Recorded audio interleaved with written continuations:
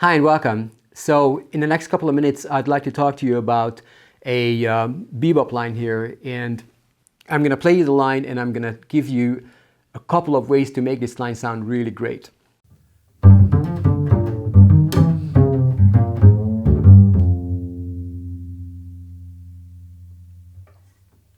Great, so this line is basically just a little line in a 2-5 progression, starting with a G minor chord to a C7 and eventually resolving to an F major. Okay, now what it uses, and the way I played it with slurring some notes of this line and slurring some notes into the next note.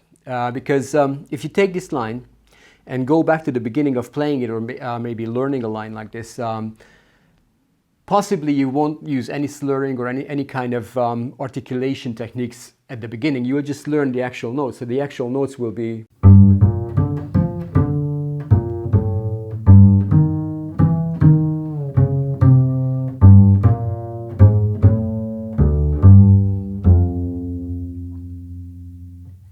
and so if you listen to how I played this line before, you can tell that there is a real difference between just playing it as it is, just playing the actual notes,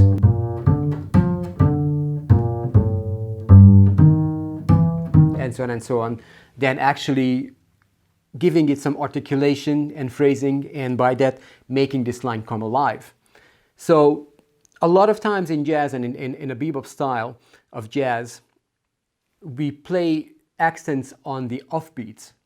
So I think, therefore, it is a good idea to slur offbeats into the next note, into the next note on the onbeat. So a few times that's what happens here. So on the first beat, I just played on the offbeat, this G here, so one and. The second beat was a triplet of a B flat, D, F. But instead of just playing that like B, D, F like that and pluck every note, it's also easier on your right hand, by the way, just to, if you slur more notes. So I actually then slurred the D to the F. So, and already it's a different articulation and a different phrasing. And then the third beat would be a D to B flat, and this 3 and on the offbeat, this B flat will be tied to this A here. So instead of I tied the 3 and to the 4, and then there is a 4 end here. So that whole first bar now, with the accents and the slurs on it, sounds like this. Instead of. Okay, it's much more in the style of bebop, and to me, excuse me for using the word, but it just sounds cooler. Okay, so carrying on from that, the second bar, the C7 chord, I played an E flat, E flat, D flat, C, G, B flat, G sharp, and to an A to voice lead our line to the F chord here.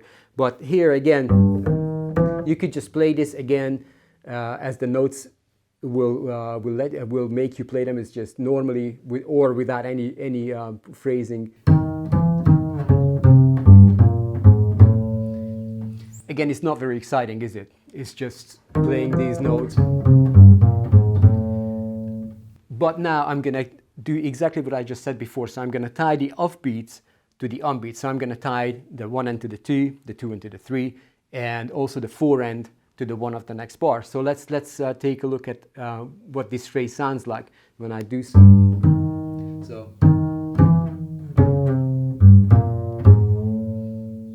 again, to me already, it sounds much better and sounds much more within the style of bebop. Okay, and the rest of this phrase is really easy. We just tied it down to an F major chord, so an A, D, G, F. Okay, so here there's not much to do really. The A was already tied to the 4 end of the bar before anyways, and then you just play this D here on the 4 end, on the 1 end, sorry, and play the 2 and a 2 end tied to the 3 and 4, and that's that. Okay, so one more time, I'll play you the whole phrase without any accents or without any kind of articulation and phrasing, and then I'll play it to you with the phrasing that we just discussed. Okay.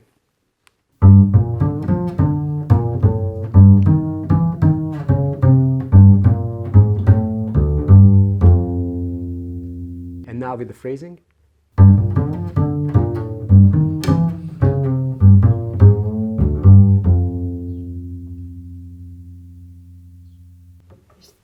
I'm sure you can tell the difference, and really just sprinkling on a little bit of slurring between your notes and a little bit of accenting your notes differently, your lines do come to life or do come alive, and will sound much different, and will sound richer than if you don't do any kind of phrasing with them.